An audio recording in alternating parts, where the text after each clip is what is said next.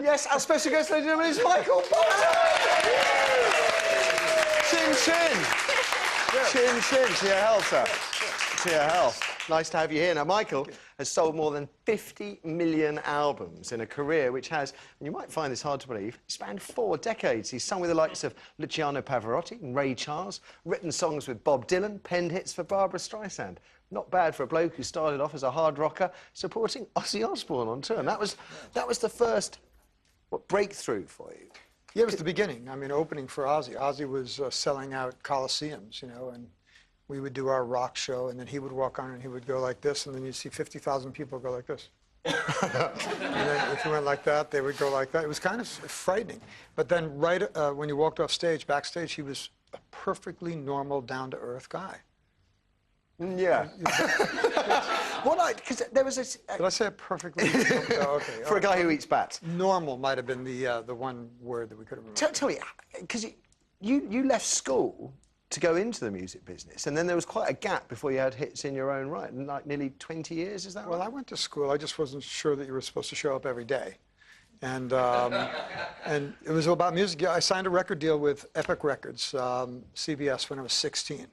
So my mother got me a tutor for the next 2 years, and I just completely immersed myself in the music business. And then other artists, other companies signed me, and then 18 years later, I had my first hit. So I'm an 18-year overnight success story, yes. Did you ever feel like packing it in?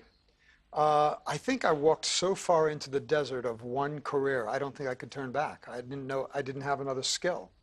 I couldn't tie my shoes. I'm still struggling with a microwave oven. So, no, it was really music, and my commitment to music took me so far out there that when they said, you know, what are you going to do if this record doesn't succeed? I thought, start the next one. And did. And then somehow somebody would come along and say, oh, I've got a budget for you to go in the studio for the next one.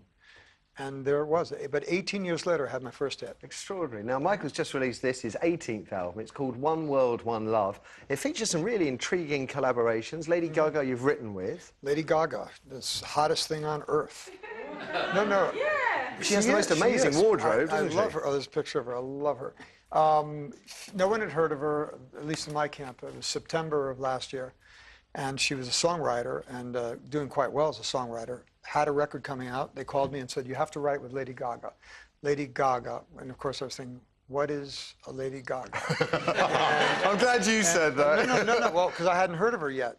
And then they said she's this great writer. She is an amazing character and writes lyrics and music, and she's a big fan of yours. So I said, okay, send me some. Now what we send is MP3s, you know, not tapes and records. I got back to my hotel room, Laguna Beach. Opened up the laptop and listened to 3 songs and thought, this is amazing. She's amazing. Yeah.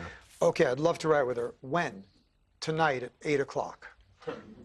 Is there any other time? Well, no, she's going to Germany, Australia, and all these other countries to promote a record. Went up to the studio, walked in the studio. She was dressed as provocatively as you see her on most of the shots. That's how she shows up. She's like that all the time, isn't she? Yeah. I can't say all the time because I'm not around her all the time. I want to get rumors like that started here, but she's amazing. Now, One Love is the first single to be culled from the album. Have a look at this. Now, good news and bad news on the live front. You're going to be doing some dates, but not very many over here. No, I'm actually going to be, 2010, I'll be touring the entire year. We'll come back and do, you know, up and down the UK. I'll bring my golf clubs. And, you know, I love coming back here and touring. But we had booked already the Royal Albert Hall because it's really difficult to get nights there. They're sold out with everything.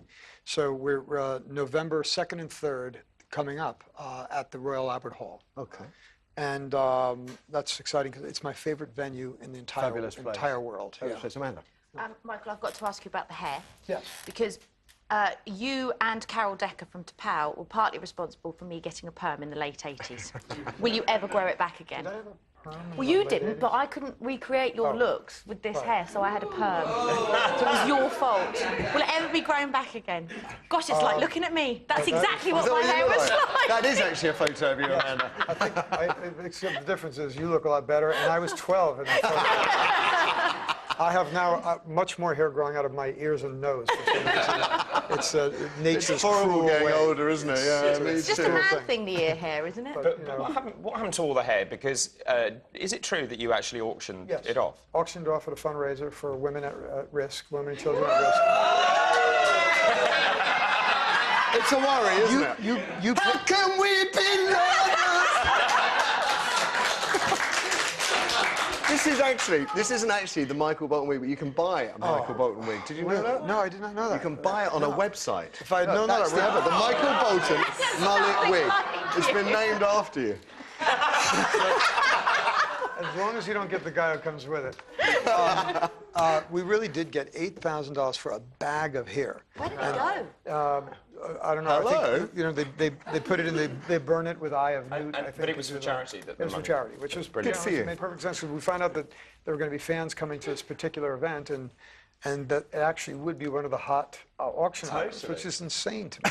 But, I can't take you seriously. I tell you what, I used to look just like this. This is the You did. worrying Were thing. you a yeah. long-haired I was a rocker? I was a rocker, yeah, back in the day. Now, let's tell you about today's show, folks. Let's get serious. After the break.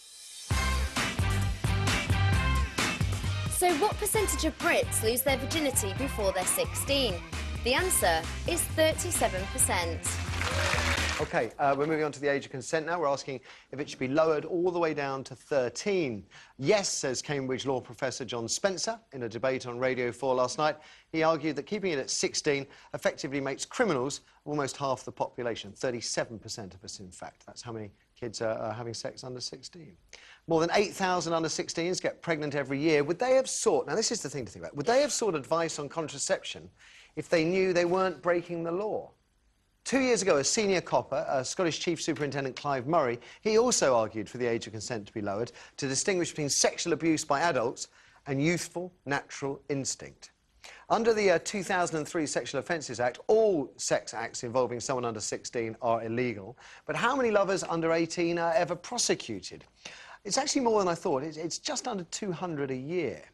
Now, if one of them is over 16, 115, that person over 16 could face up to 5 years in prison. If they were over 18 and sleeping with someone under 18, 18 or over, in fact, you could be locked up for 14 years. Now, there is a big difference, isn't there, between two 15-year-olds experimenting with sex consensually and a 14-year-old sleeping with a minor. So maybe the law of consent does need rewriting. Professor Spencer reckons it should be taken, as I said, all the way down to 13, so long as there is no more than a 3-year age gap between the lovers. This is what they do in Italy. Have they got it right there? Is this professor right? Or would lowering the age of consent simply result in more diseases, pregnancies and unwanted babies? Well, Dr. David, you are the expert. You gave up standing for Parliament to look into sexual health. Yeah. What do you think of Professor Spencer? We have a massive problem in this country of teenage pregnancy. We have a huge problem in terms of sex education generally, and hence why I'm writing this report. I think it's a very interesting argument, and as you know, there is no defined age across Europe. So you mentioned Italy, but Spain is 13 as well. Yeah. Also, France and 14 Germany in a is lot of, 14, so ours is much higher. There are a number of things that you need to consider. The age of puberty has dropped significantly over the last few years. So children are maturing much earlier than they ever did. But that doesn't mean, even though they have physical maturation, doesn't mean that they're mentally mature. And I think my nervousness around this, I don't want to lower the age of consent. I don't think that's the right thing to do. What I do think is that if you do lower the age of consent, it condones it. It makes it acceptable. Is it not possible that a 15-year-old gets pregnant because they're too embarrassed or ashamed to seek out contraception because they think they're committing a criminal act? No, because when you are involved in a sexual act at that age, the last thing on your mind is the law. I don't know. I don't know. The law is a framework, and you've got to remember that the law is there as a rough guide for people then to implement. So I don't think changing it will be the right thing to do.